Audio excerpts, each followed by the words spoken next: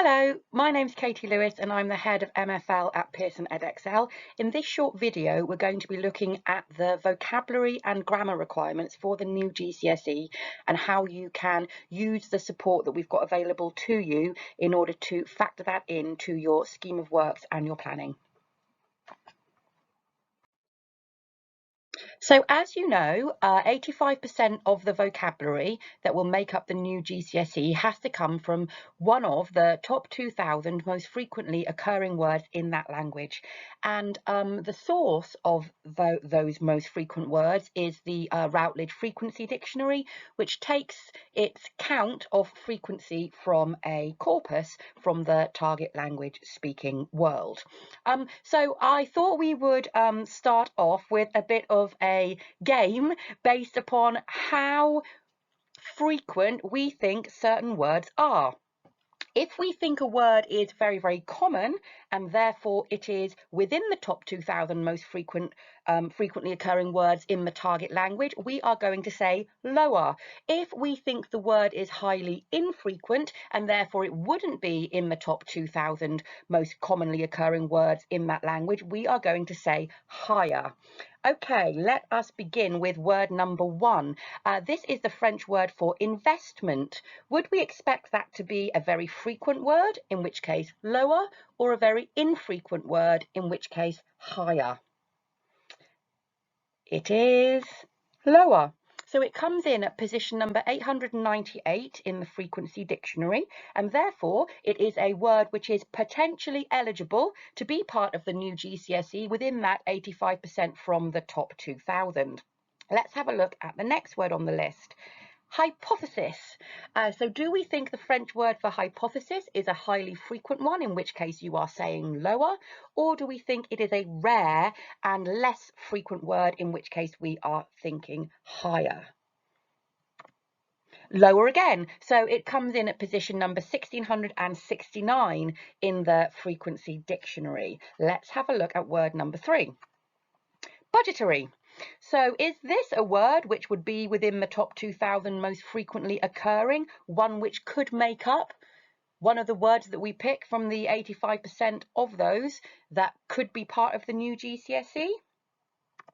Well, yes, it's lower than 2,000, only just, but still within that kind of scope of words which are pickable. I expect by now you're beginning to note a pattern, and perhaps you'll be reflecting on the fact that a corpus reflects the text types, the contexts from where that language has been collected. So you might see, for example, newspapers, court transcripts, political text, financial text, that kind of thing. So you do see lots of words of this nature finding their way into the top 2,000 most frequently occurring words in a language.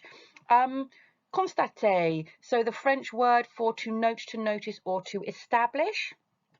Also within the top 2,000, in fact, the most frequently occurring of the four that we have looked at so far. Just to reassure you at this point, none of these words did make it into the new GCSE, so don't worry about that. You're not going to have your students, being asked questions about budgetary hypotheses or anything of that nature. But let's see what our next word tells us. So, tête, the French word for head. Do we think this is very frequent, or do we think this is infrequent? Is it higher or lower? It's lower. So the word for head comes in at number 343, the most frequent of all the words on the list so far. There are lots of body parts in the top 2,000 actually. We think this is probably reflecting of some of the legal text, court transcripts and whatnot that make up the corpus, but lots of body parts, not all of which would be appropriate to include in the GCSE, but head in this case is one which has made its way onto the list for the vocabulary for the new GCSE for French. Sport. What do we think?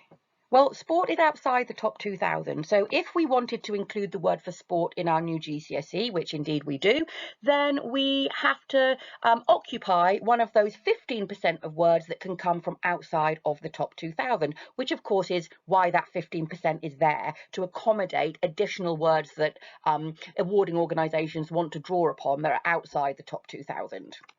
Ghetto. Cake.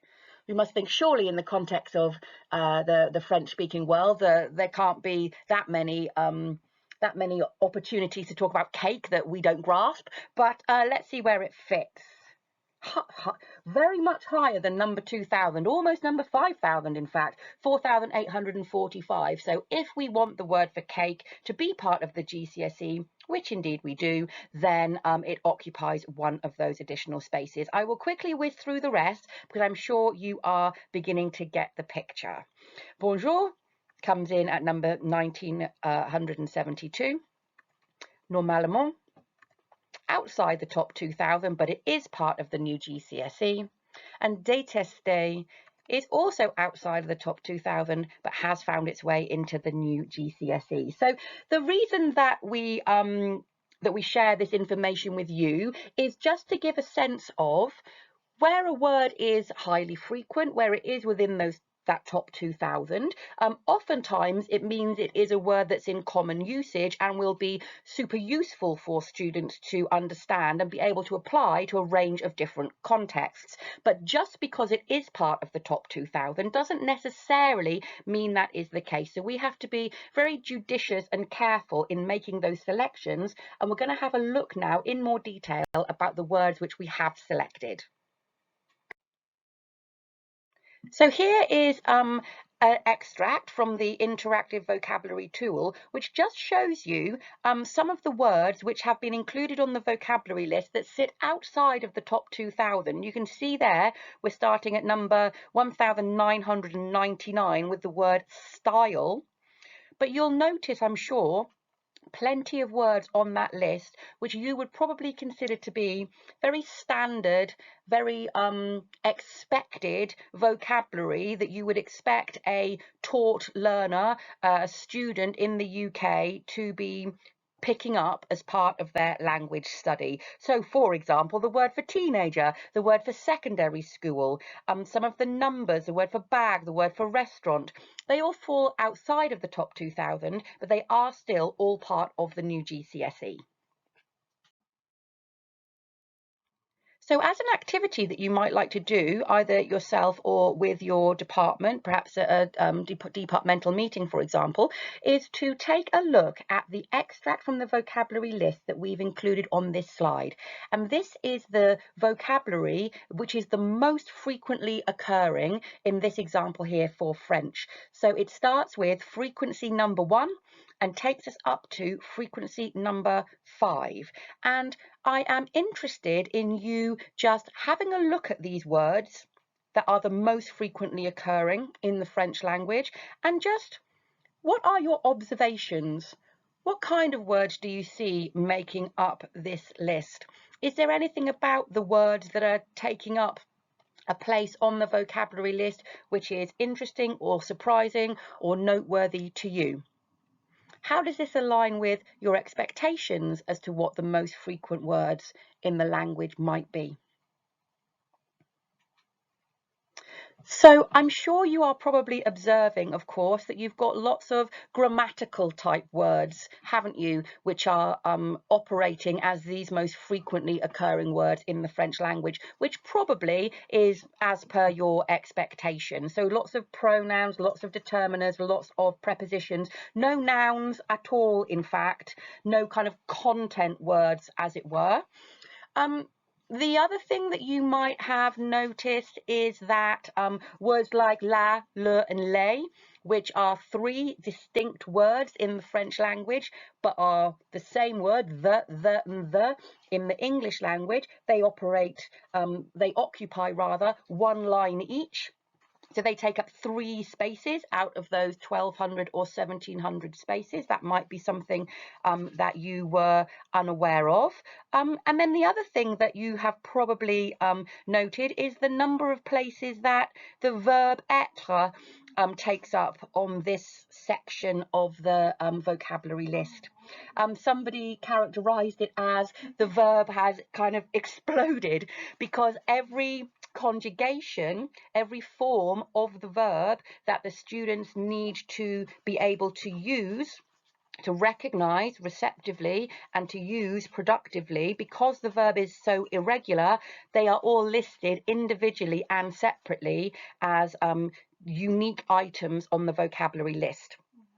The good thing about that in terms of your students and your planning is if the verb is irregular and it isn't listed out in its constituent parts for any given person or any given tense as part of the vocabulary list, that means that the students for the tier of that list don't have to recognize or will not be expected to manipulate the verb in that particular form. So in that sense, it's very clear and comprehensive exactly what elements, what aspects of the paradigm for that particular verb a student needs to be familiar with.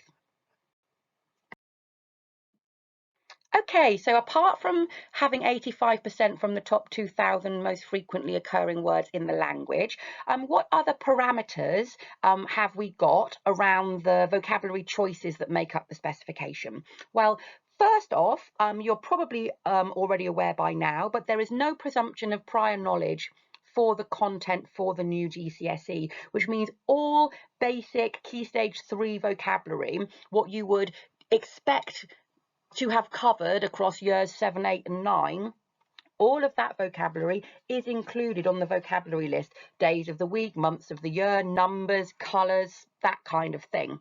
So you should, I hope, find that relatively reassuring in that what you're doing, well, what you have done with your current year 9s who are going to be the first cohort for the new GCSE, and what you are doing with your current year 7s and 8s is going to be, in the main, the right preparation still for the new GCSE. You are probably doing more than enough, in some cases probably literally more, because the volume of vocabulary has been so much reduced, that you will be preparing your students appropriately for the new GCSE. But of course, you're going to want to make sure that any of the vocabulary that you don't currently feature across your Key Stage 3 and Key Stage 4 is embedded into your teaching for the new GCSE going forward. And we're going to look at that in a subsequent slide. We've talked about the representation of irregular inflected forms. So we had the être example on the previous slide. Where a verb is regular, so it's a regular ER verb, let's say parler, for example, we would only put the infinitive on the vocabulary list, and then the requirements for how a student should be able to manipulate that verb across different persons and across different tenses is covered by the requirements of the grammar list. So say, for example, the student is required to be able to use that regular ER verb in the first, second and third persons, in the past simple, in the imperfect, for example. I'm just kind of, giving those as examples. Then those individual forms, je parle, tu parles, il, elle, on parle, won't be listed separately. However, where a student is required to know those aspects of the paradigm for highly inflected irregular verbs, where they don't follow any pattern, which is part of the grammar list, each one of those parts will be listed out separately on the vocabulary list as well. Obviously, pronouns, articles and determinants, as you've seen from the extract from the vocab list we've already looked at. One thing that you might observe about words on the vocabulary list that might make you question, I wonder why that word is on there, are words which you would consider to be cognates. So we saw sport, didn't we, on the higher or lower slide. And you might think, well, that's a weird word to occupy a place on the vocab list, given the number of places is so limited, because if a student sees that word, well, it's the same. Looks the same, means the same thing.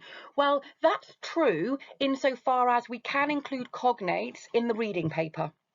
But we can't include cognates in the listening paper, because just because a word looks the same, it's not reasonable to assume that a student would recognize the pronunciation in the target language of that word and realize it's actually S-P-O-R-T, sport, the same as the English word. So where there are cognates, which we realistically would like to include as part of the GCSE teaching and learning content, and we would like to see that as something we could assess in the reading, the listening, potentially the speaking and the writing, that word has to be on the vocabulary list. So you will see examples of that, like sport, and indeed like many of the sports themselves. Football, tennis, and so on are often cognates, aren't they? You will therefore note in engaging with the vocabulary list that there is a reduction in the range of subject words, by which I mean, you know, all the lists of possible food items, all the lists of possible school subjects, all the lists of possible clothing items, etc., etc. And that's because there are simply A, less places to play with, and B, we have that frequency approach where the things which are the most common and the most frequent are more likely to find their way onto the list. Now, that is a good thing insofar as it means the list is finite, and it means the volume of words that the students have to engage with is one which should be manageable for them over the course of time that they're studying for the new GCSE. But what it also means is I want to say 100%, but probably that's going a bit too far. I am very, very certain that you are highly likely to teach your students more words than we have included on our vocabulary list. Because if they ask you how to express something that relates to their own personal interests, their hobbies, their life, and so on, and that word isn't on the list, you aren't going to refuse to tell them, are you? You're not going to say it's not on the list, I'm not telling you. Of course you're going to tell them. The reassuring thing is those words that are not on the list are not going to be in the reading or the listening exams. Only words which are on the list will be on those papers. However, students are welcome to use that vocabulary in their speaking and writing, and they will get equal credit. They won't get extra credit because you should be able to get all of the marks available only using the vocabulary and the grammar requirements of the qualification, but they will get equal credit. Now, I've made a big point, and rightly so, that the vocabulary on the list will be the only vocabulary that you will see in the receptive papers, but there are in fact two exceptions to that. The inference word, obviously in the reading, will not be on the list because they have to infer what it means, and in the dictation there's a requirement in the subject content that the students hear words which they haven't previously been exposed to, haven't memorized how to spell, essentially. So there will be 2 such words on the foundation tier dictation and 3 such words on the higher tier dictation. The only other things that you may see on the reading paper which are not part of the vocab list is potentially a word which has been glossed, but that's capped at a maximum of 2%, just in case a word needs to be drawn upon for reasons of cohesion, and words which fall under the category of derivational morphology. So essentially what that means is, imagine there is an adjective on the list, and I'll use rapide as our example there, quick or fast. Let's say the adverb rapidement is not on the vocabulary list. However, the application of the suffix ment to transition an adjective into an adverb is one of the rules that students are expected to be able to recognize from the grammar list. And therefore, you could see the word rapidement on the reading paper as an example of derivational morphology.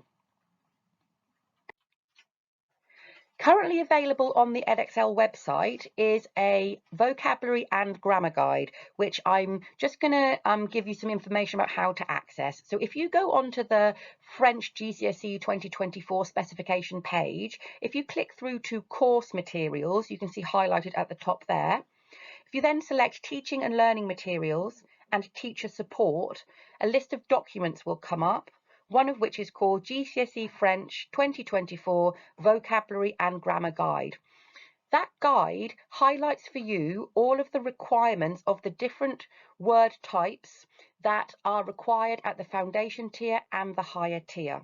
So that will be particularly important when you're looking to modify your existing scheme of work, what grammar you cover for each tier, and making sure that what you do going forward is applicable to the new GCSE. In the main, you will see that certain grammatical expectations have either been removed or perhaps have come out of the foundation tier or moved into the higher tier. You will, though, also see there are some examples of where a grammar expectation that isn't part of the current GCSE might have found its way into the new GCSE. So it's just a really useful resource for you to cross-check your existing schemes of work against the requirements for your new scheme of work and make sure that everything that you need to cover from a grammar perspective as well as a vocab perspective features as part of your planning. I'm now just going to walk you through quickly another tool which is part of the support that's available to you on the Edexcel website, and it's the interactive vocabulary list. Now you can download this list. It's available for French and German and Spanish. You download the list and then you can do basically two things which are going to help you very much with your planning, but also when you get to it, to your teaching. So here we can see that using the interactive vocabulary list, we have sliced the vocabulary list by part of speech, in this case nouns, and by subject, in this case social media and gaming.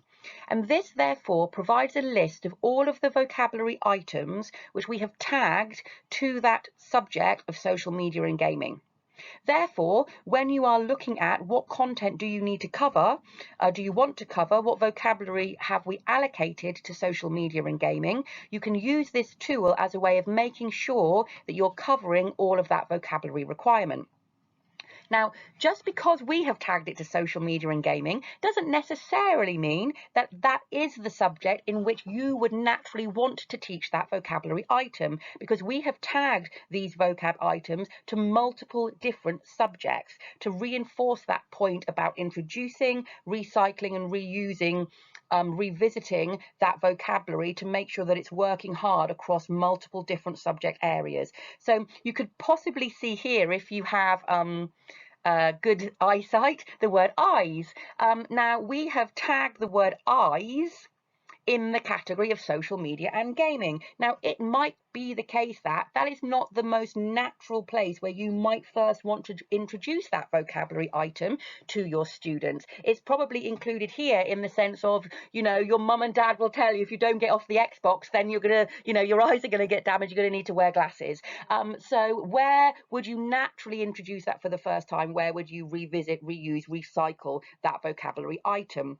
Of course, you could see how, if you were going back to the topic of social media or gaming or introducing it for the first time, you could use these slicers to provide the list of vocabulary to your students in advance, or as a way of sense checking what vocabulary they could still recall from where you've used this topic previously.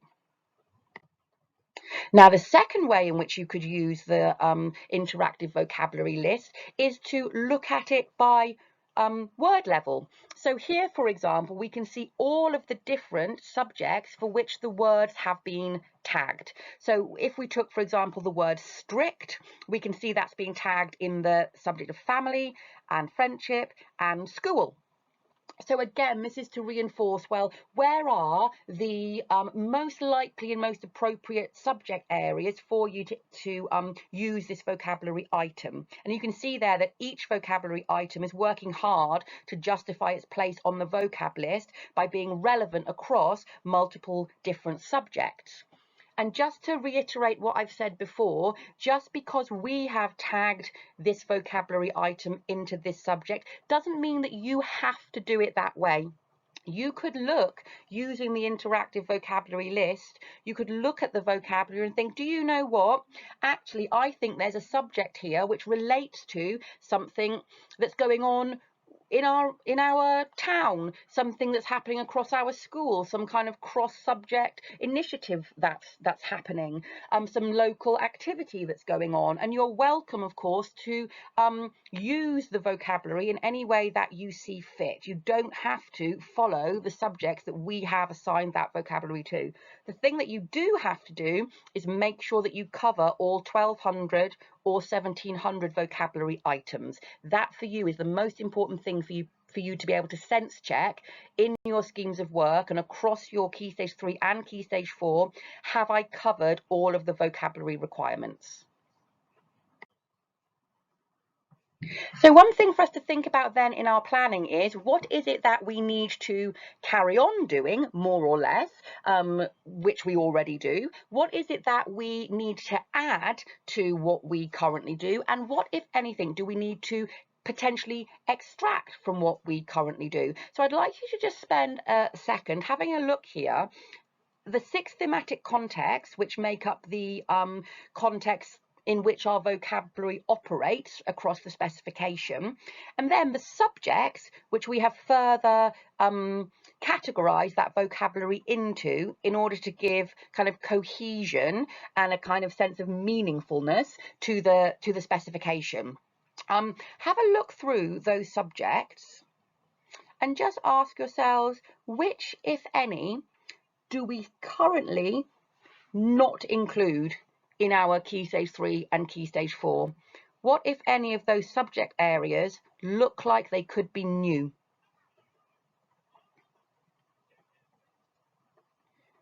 Then you ask yourself, what, if anything, do we currently do with our existing specification or across our existing Key Stage 3 that it looks like is no longer part of the vocabulary requirement for the new GCSE? What, if anything, might that be? And then what's left are the ones which look common to what you do currently and what you're going to continue to do. That essentially is the big picture planning activity around what's going to be part of your schemes of work. So what do you need to add? What do you need to remove? And what do you need to retain? Even for those items, those subjects where you'll be retaining that from your existing practice, you can use the interactive vocabulary tool to check the vocabulary which has been assigned to those subjects and make sure that you are incorporating and covering any of that vocabulary that isn't currently part of your coverage of those subjects, and making sure that you factor that in.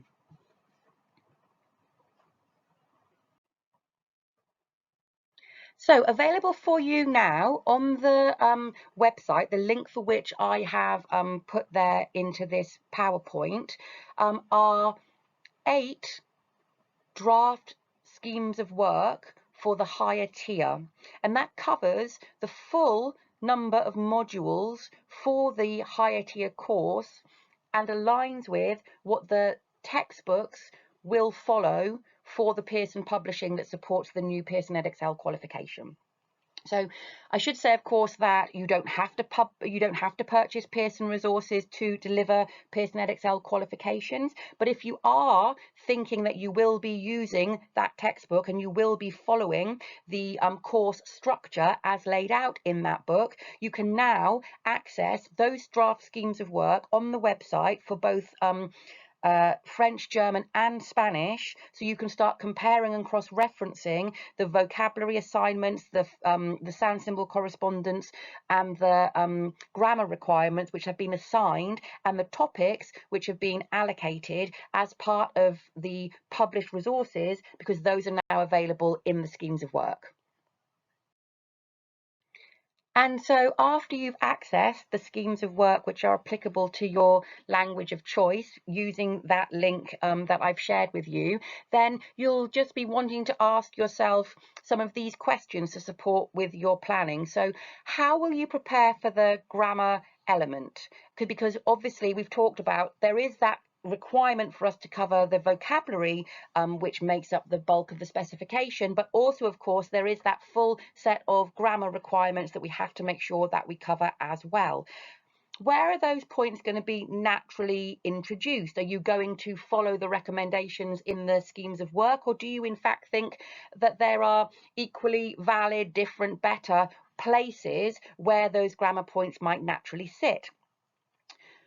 What are you going to do about teaching the full paradigm of the verbs, particularly thinking about mixed tier of ability classrooms where you're going to have foundation tier and higher tier children kind of working in the same context on the same materials? Are you going to do what some people tell me they're going to do and just teach the whole paradigm to everyone? Or are you going to only teach the forms which are relevant for the tier of entry to the students who are entering for that tier? That's a decision, of course, which is for you to make. Where and how are you going to introduce and then consolidate phonics? We haven't really mentioned SSCs in this particular video, although we have as part of the Getting Ready to Teach video series more generally. But where are you going to introduce and consolidate that work on phonics and sound symbol correspondences? How are you going to make sure that you've covered all of the core vocabulary? You've got 1,200 words which are common, and then you've got your additional 500 words for the higher tier, plus your cultural words, plus your multi-word phrases. How are you going to be absolutely certain that by the time you get to the GCSE moment, every single word on that list has been taught? I hesitate to say has been learnt, but has been taught, and of course has been recycled, repeated and consolidated to make sure that it is as firmly embedded in the students' recollections as possible. And then the final thing really is a question from me to you, which is, what do you think for yourselves are the biggest challenges in the planning for the new qualification? And what, if anything, beyond the materials that we've already produced and discussed today, what could we do to help you with that? We are always open and welcoming of your feedback. So if you have any great ideas or suggestions, please do feel free to share them. You could communicate directly with Rebecca Waker, the subject advisor, and let us know what, if anything, we could do for you.